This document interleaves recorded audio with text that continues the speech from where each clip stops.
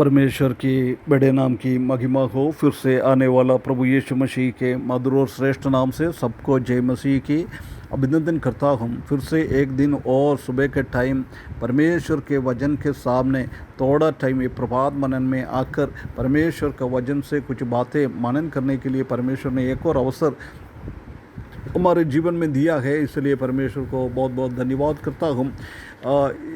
इसी दिनों में हम निर्गमन की किताब 9वें अध्याय से कुछ बातें मनन करके आ रहा है।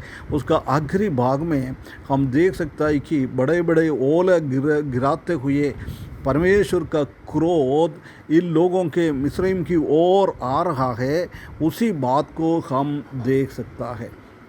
प्रिय भाइयों बहनों, हम निर्गमन की किताब 22 अध्याय से लेकर 26 अध्याय तक हम देख सकता है कि परमेश्वर ने कैसे अपना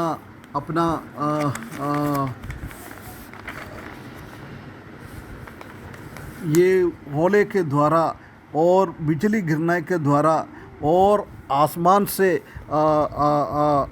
आग गिराते हुए कैसे इन लोगों को तकलीफ़ कर रहा है, उसी बात को हम देख सकता है। आइए हम थोड़ा पढ़े निर्गमन की किताब 9 अध्याय इसका 22 पद तक। यहोवा ने मूसा से कहा, अपना हाथ आकाश की ओर बढ़ा कि सारे मिस्र देश के मनुष्य, पशुओं और खेती की सारी उपज पर ओले गिरे। परमेश्वर ने उसको आज्ञा दिया है, ये आने वाला है बोला था, अभी आज्ञा कर रहा है। उसके बाद 23 पद में हम देख सकता है कि तब मूसा ने अपने लाठी को आकाश की ओर उठाया और यहोवा मेघ गरजाने और ओले बरसाने लगा और आग पृथ्वी तक आती रहा। इस प्रकार यहोवा ने मिस्र देश पर ओले बरसाया। देख, इधर मूसा ने आज्ञा को पालन कर रहा है, कोई भी प्रश्न नहीं पूछा है, कोई शंका नहीं है। पूर्ण रीति से परमेश्वर के ऊपर भरोसा रखते हुए परमेश्वर ने क्या कहा है वो मान रहा है। ये स्वभाव हमारे जीवन में भी होना चाहिए। जब उसने अपना लाठी उठाया, जब क्या हो गया, मेघ गरजने लगे, बाप रे भयंकर, ओले बरसने लगा, ओ कितना बड़ा, और आग पृथ्वी तक आगे आ गए आसमान से।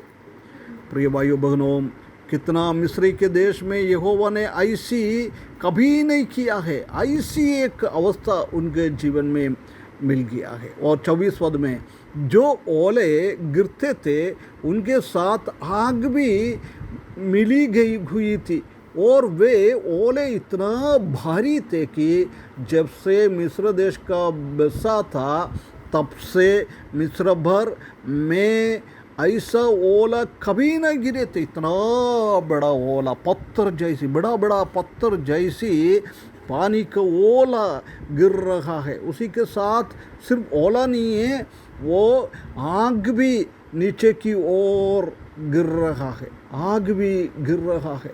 कितना बड़ा ये खेती के ऊपर, मनुष्यों के ऊपर, जानवरों के ऊपर बहुत रीति से कभी ऐसी उनका जीवन में हुआ नहीं है, कभी न गिरा है, कभी वो देखा नहीं है, स्वप्न भी नहीं देखा है।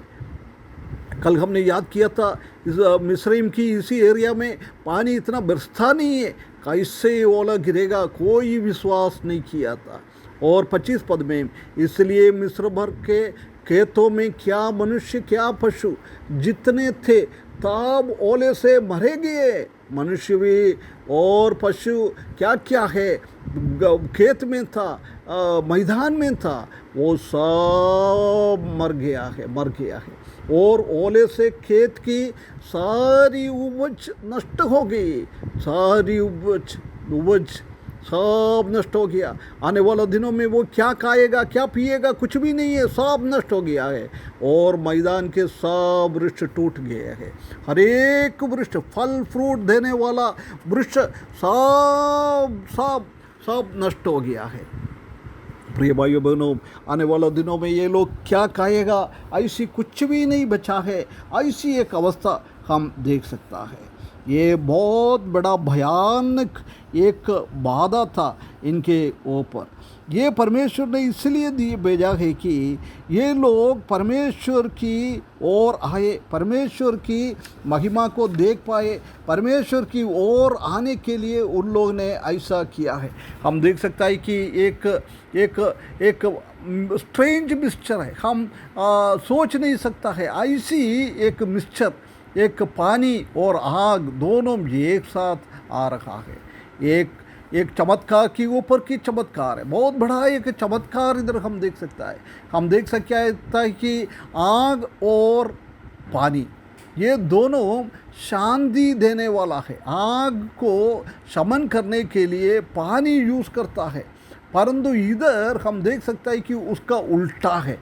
पानी और आग दोनों एक साथ आकाश से गिर रहा है। ये किसने, जिसने इसी को बनाया है उसी का आज्ञा को वो लोग पालन कर रहा है।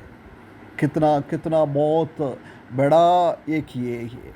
इधर हम देख सकता है कि इसका हर एक चीज़ से उनका देवी देवताओं के ऊपर है। कितना पहले का बाधाएं हुआ है वो सब उनका देवी देवताओं के ऊपर। इधर हम देख सकता है कि एक आकाश का उनका देव है नुट करके, नुट। अभी हम देख सकता है कि वो स्वर्ग की ओर से ये पानी और ये कोला और ये आग सब आ रहा है। उसका मतलब ये बताने के लिए, सिखाने के लिए नूट कुछ भी नहीं कर सकता है। तुम लोग ने पिछले कई सालों से नूट को आराधना करा है, नूट को तुमने उपासना किया है, परंतु अभी परमेश्वर ने ऐसी बाधाएं तुम्हारे ऊपर भेजा है। वो नूट कहाँ शासन कर रहा है, कहाँ बैठ रहा है, उसी का आसमान से गिरा दिया है, परंतु तुम्हारा नूट कुछ भी नहीं कर पाया है। परमेश्वर का आगे कोई कुछ भी नहीं है, वो दिखाने के लिए परमेश्वर ने ये बात को दर्शाता है। प्रिय भाइयों बहनों, हम एक बार अपने आप को एक बार सोचें, हमारा जीवन कैसा है। हमारा विश्वासी तो कहता है हम, परंतु हमारा विश्वास जीवन कैसा है। परमेश्वर का वचन के हिसाब से हमारा विश्वास योग्यता कैसा है, परमेश्वर के साथ हमारा प्रेम कैसा है। आजकल बहुत सारा समस्या विश्वासी लोग करते रहता है, उसी का फल हम देख सकता है कि कई ऐसी गड़बड़ करने वाला लोगों के आखिरी टाइम में परमेश्वर ने ऐसी तंग उसी के ऊपर दर्शाया है। आखिरी टाइम में हम देख सकता है कि प्रकाशित वाक्य 8वें अध्याय के 7वें पद में वो पहला तुरगी फूका, उसी टाइम आसमान से ऐसी गोला गिरा है। उसके बाद 16वें अध्याय में भी हम देख सकता है कि उधर भी आखिरी वो कठोरा